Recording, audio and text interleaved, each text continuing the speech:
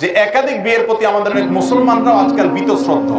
অনেক মহিলা আছে বলে ইসলামের সব ভালো লাগে আমার, কিন্তু একজন স্বামীর একাধিক স্ত্রী থাকতে পারবে এটা আমার ভালো লাগে না। এই কথা যদি কেউ বলে যেটা আমি পছন্দ করি না, তাহলে আল্লাহর প্রতি সে ঈমান আনলো না, কুফরি করলো, সাথে সাথে বেঈমান হয়ে গেল। আপনার সব কিছু ভালো লাগবে তা কিভাবে আপনি আশা করেন? আল্লাহর পক্ষ থেকে আপনার জন্য পরীক্ষাও তো অনেক কিছু আছে। আপনার সব মন মতো সুবিধা মতো যদি হয়, তাহলে আপনি কিসের দাসত্ব করলেন, কিসের গোলামি করলেন? আপনি তো আল্লাহর গোলামি হতে পারলেন।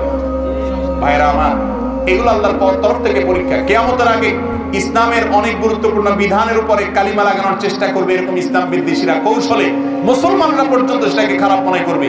আমাদের সমাজে 50 বছর আগেও একাধিক বিয়েকে মানুষ এরকম মনে করতো না, অথচ এখন সেটাকে কি মনে করা হয়? খারাপ মনে করা হয়। আল্লাহ তাআলা আমাদের এই সমস্ত ভুল ধারণাগুলা ভেঙে কোরআনের প্রতি, আল্লাহর প্রতি ঈমান আনার তৌফিক দান করুন।